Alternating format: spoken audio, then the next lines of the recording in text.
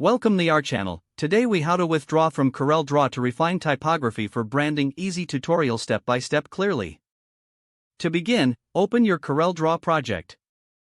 Select the text you wish to refine. Go to the top menu and click on Text. From the drop-down, select Convert to Curves. This process transforms. Next, use the Shape tool to adjust the individual points of your typography. Simply click on a point to select it. You can move, add, or delete points to refine the shape of your letters. For better control, zoom in on the text as needed. Continue refining until you achieve the desired look. Once you're satisfied with the adjustments, select the entire text. Go to Edit in the top menu. From the drop-down, choose Copy to duplicate your refined typography. Now, open a new file or a different document where you want to use the typography. Click on Edit again and select Paste. Position your refined typography as needed within the new document. If further adjustments are required, use the Shape tool again.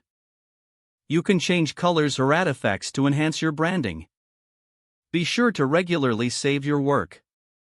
When everything looks good, export your design. Go to File, then select Export. Choose your desired format for use in branding materials. Finally, name your file and select a destination folder.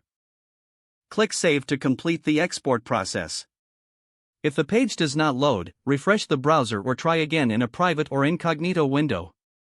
Make sure you are using the correct email address, then retype it carefully to avoid small typos. If your password is not accepted, use the reset option and create a new strong password you can remember. Check your spam folder for verification or security emails, then complete any requested confirmation steps. Enable two-factor authentication if available to improve account security and reduce unauthorized access risk. After signing in, review your profile details so your contact information and settings are accurate and current. If you see an error message, note it down and try again after restarting your device and internet connection.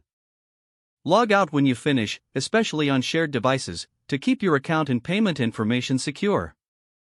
Don't forget to like this video and subscribe to our channel for more step-by-step tech guides.